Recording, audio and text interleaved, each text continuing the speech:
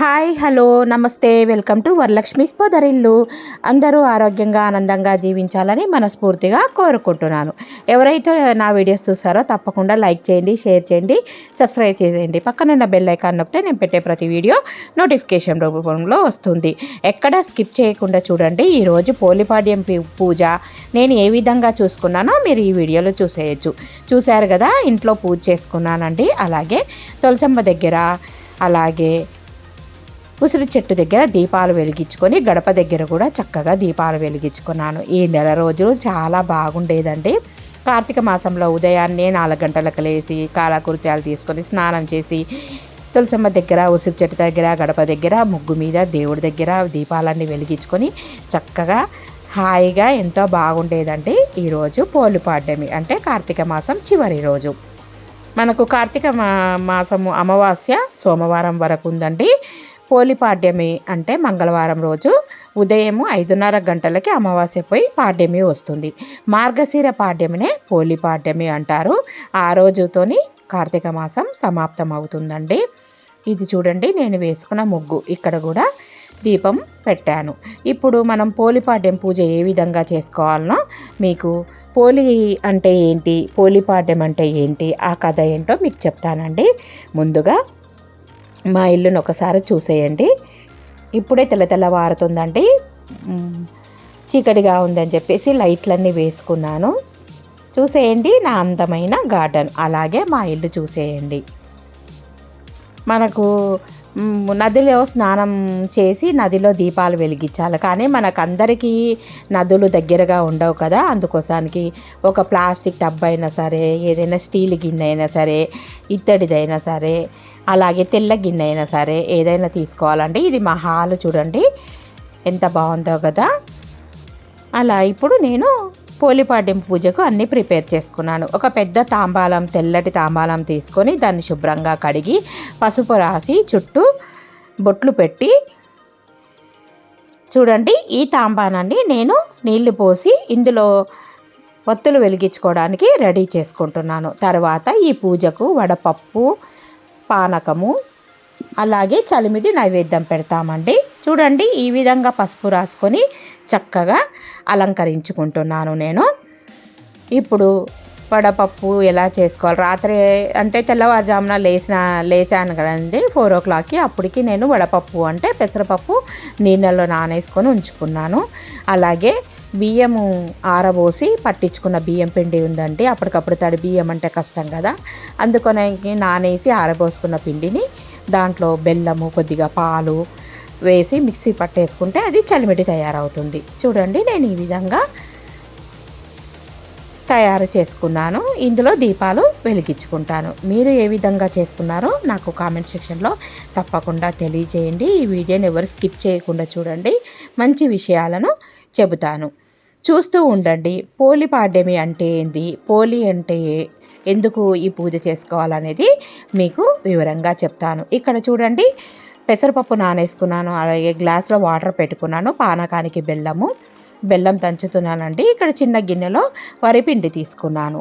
ఇప్పుడు ఈ పిండిలో బెల్లం వేసి పాలు పోసి మిక్సీ పట్టేసుకొని, ఈ పిండిలో బెల్లం వేసి కొద్దిగా నెయ్యి వేసి మిక్సీ పట్టేసుకొని వస్తానండి. తర్వాత దాంట్లో పాలు వేసి కలిపి చలిమిడి తయారు చేసుకుంటాను.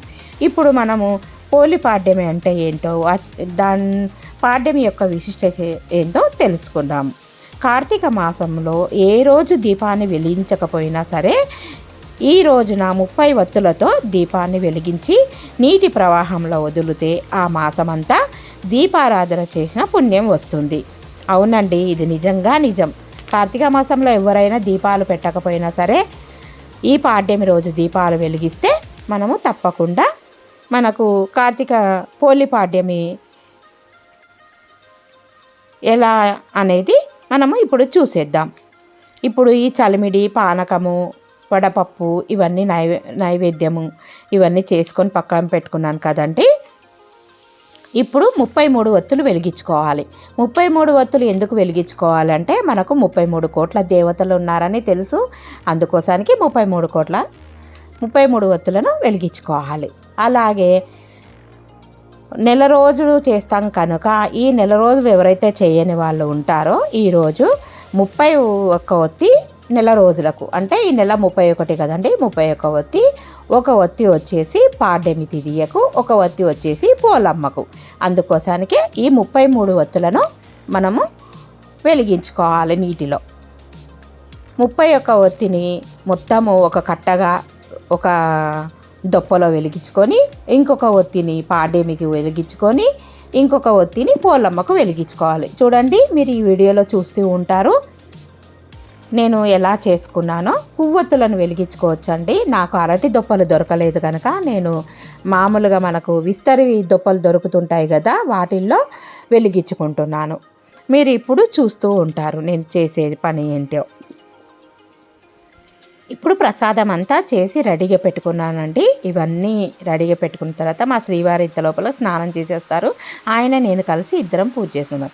చూడండి, ఈ విధంగా పువ్వొత్తులను 31 ఒత్తిని కలిపి ఒక కట్టగా పెట్టి, ఇంకొక ఒత్తిని మరో ఒత్తిని ఇలాగా దొప్పలలో, ఇస్తరు దొప్పలలో ఆవు నెయ్యి కానీ లేదా నువ్వుల నూనెతో కానీ మనకు ఏది శక్తి కొలది అయినా సరే అది వెలిగించుకోవచ్చండి.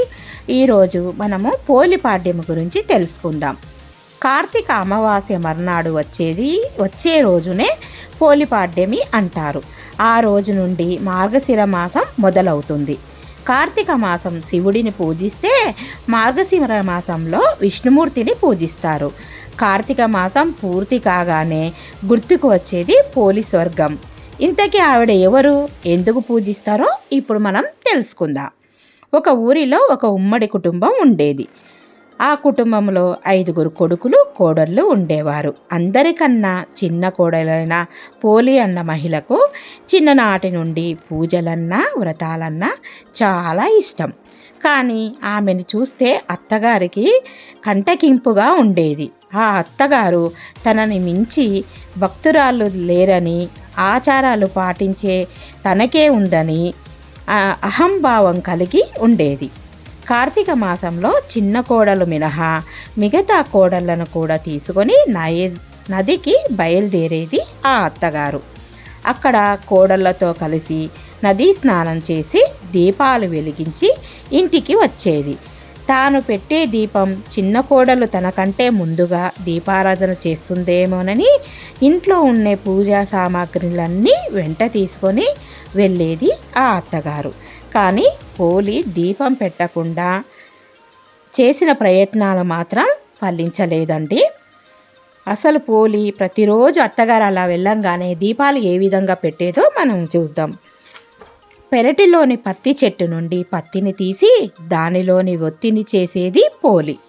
కవ్వానికి ఉన్న వెన్నని ఆ ఒత్తికి రాసి దీపం వెలిగించేది. ఆ దీపం ఎవ్వరికీ కనిపించకుండా దానిపైన ఒక బుట్టను బోర్లించేదండి. ఇలా కార్తీక మాసం అంతా ఇలా దీపాలు వెలిగించేది పోలి. చూసారండి, అత్తగారికి తెలియకుండా ముందుగా ఇలాగ గణపతి పూజను చేసుకొని పూజను ప్రారంభించాలి. ఆయనకు బెల్లం నైవేద్యం పెట్టానండి. పసుపు గణపతిని చేసుకోవాలి. ఇప్పుడు మనకు కథలోకి వెళ్ళిపోదాం. ప్రతిరోజు అలాగే దీపాన్ని వెలిగిస్తూ బుట్టను బోర్లిస్తూ ఉండేది. ఇలా కార్తీక మాసం అంతా ఇలా దీపాలు వెలిగించేది పోలి. ఆఖరి రోజైన అమావాస్య రానే వచ్చింది. ఆ రోజు నదీ స్నానం చేసి దీపారాధన చేసేందుకు బయలుదేరింది అత్తగారు. వెళ్తూ ఎక్కడ లేలన్ని పనులన్నీ అప్పజెప్పి దీపాలు పెట్టే తీరిక లేకుండా చేసింది. కానీ పోలి ఎప్పటిలాగే ఇంటి పనులన్నీ ముగించుకొని దీపాన్ని వెలిగించి ఎన్ని ఆటంకాలు ఎదురైనా నిర్మలమైన భక్తితో అందుబాటులో ఉన్న పూజా సామాగ్రితో తనను పూజించిన భక్తికి మెచ్చి పుష్పక విమానాన్ని పంపుతారు దేవతలు. ఊరి జనమంతా చూస్తుండగానే పోలి స్వర్గానికి వెళ్ళేందుకు ఆ విమానము ఎక్కుతుంది. ఇక్కడ చూడండి, నేను మా వారు ఏకహారితతోని ఒత్తులను వెలిగించుకుంటున్నాను. తనకంటే ముందు పోలి స్వర్గానికి వెళ్ళడం సహించలేని అత్తగారు పోలి కాలు పట్టుకొని కిందికి లాగుతుంది. మిగతా 4 కోడళ్ళు ఒకరి కాలు ఒకరు పట్టుకుంటూ అలాగా వేలాడతారు. ఆగ్రహించిన దేవతలు పోలితో వారికి పోలిక లేదంటూ కిందికి నెట్టేస్తారు. పోలమ్మ స్వర్గానికి చేరుకుంటుంది. అందుకే మార్గశిర పాడ్యమి నాటి నీటిలో దీపాలను వెలిగించి పోలమ్మని స్వర్గానికి పంపిస్తారు. తమకు పసుపు కుంకుమలు ఇవ్వాలని, తమకి స్వర్గప్రాప్తి కలగాలని కోరుకుంటాను. అందుకేనండి ఇదే అసలు సిసలైన పోలిపాడ్యం వెనుక ఉన్న నిజమైన కథ.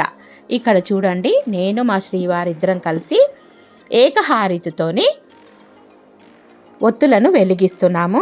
చూడండి, టబ్బులో పసుపు కుంకుమ అక్షింతలు పువ్వులు గంధము అలాగే అన్నీ వేసి ఒత్తులను ఏకహారతితోని నేను మా శ్రీవారి ఇద్దరం వెలిగిస్తున్నామండి. ఇలాగే పూజ చేసుకున్న తర్వాత మన భర్త కాళ్ళకు కూడా నమస్కారం చేసుకోవాలి. మీలో ఎంతమంది ఈ పోలి స్వర్గం పూజ చేసుకున్నారో నా కామెంట్ సెక్షన్లో తప్పకుండా తెలియజేయండి. మీకు ఈ వీడియో ఎంతో నచ్చిందని అనుకుంటున్నాడు. నచ్చినట్టయితే తప్పకుండా లైక్ చేయండి, షేర్ చేయండి, ఛానల్కి సబ్స్క్రైబ్ చేసుకోండి. ఎలా ఉందండి నా కథ? నచ్చిందా? మీకు నచ్చిందనే అనుకుంటున్నాను. ఇదండి ఇవాల్టి వీడియో.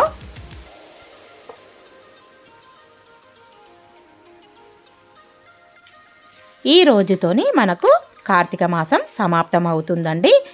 రేపటి నుంచి మార్గశిర మాసం. ఇప్పుడు పూజ అంతా అయిపోయిందండి. మహామంగళహారతి ఇస్తున్నాను కొబ్బరికాయ కొట్టిన తర్వాత. ఇలాగా పోలి అమ్మవారిని స్వర్గానం పంపించి పసుపు కుంకుమలతోనే నిండే నూరేళ్ళు ఉండాలని ఆ అమ్మను ప్రార్థించామని. ఇదండి నిజమైన పోలిపాడ్యమి. ఇప్పుడు నేను మా శ్రీవారిద్దరం కలిసి మహామంగళహారతి ఇస్తున్నానండి. సర్వమంగళ మాంగళ్యే సర్వార్థ సాధకే శివే త్రయంబకే గౌరీ నారాయణీ నమస్తుతే అని 3 సార్లు నామమంత్రాన్ని జపించుకోవాలండి. ఇలాగే తులసమ్మ వారికి కూడా హారతి ఇచ్చి మనం కూడా కళ్ళకద్దుకొని భర్త కాళ్ళకు నమస్కారం చేసుకుంటే మనకు కూడా పుణ్యప్రాప్తి ఉంటుందని నమ్మకం అండి. ఈ పూజను నేను ప్రతి ఇయర్ ఇలాగే చేస్తున్నాను. ఇదండి ఇవాల్టి వీడియో. మరో మంచి వీడియోలో మళ్ళీ కలుద్దాం. Thank you for watching. Thank you for your time. ఛానల్కి తప్పకుండా సబ్స్క్రైబ్ చేయండి. బాయ్ అండి, ఉంటాను. ఈ పూజ అంతా అయిపోయినాక తులసమ్మ వారికి హారతి పాట పాడుకుంటానండి. మా ఇంట వెలసిన మహాలక్ష్మి నీవమ్మ, నీ సేవలను మేము సేతువమ్మ. పసుపు కుంకుమలతో నారికేళములతో, పసుపు కుంకుమలతో నారికేళములతో నీ పూజ ఘనముగా చేయి తులసమ్మ. శ్రీమాత శ్రీ తులసి రామ తులసి, జయములు మాకివ్వు కృష్ణ తులసి. శ్రీమాత శ్రీ తులసి రామ తులసి, జయములు మాకివ్వు కృష్ణ తులసి. గోపా ప్రదక్షిణము నీకిస్తినమ్మ, గోవిందు సన్నిధి నాకియ్యవమ్మ. ఒంటి ప్రదక్షిణము నీకిస్తినమ్మ, వైకుంఠ సన్నిధి నాకియ్యవమ్మ. శ్రీమాత శ్రీ తులసి రామ తులసి, జయములు మాకివ్వు కృష్ణ తులసి. శ్రీమాత శ్రీ తులసి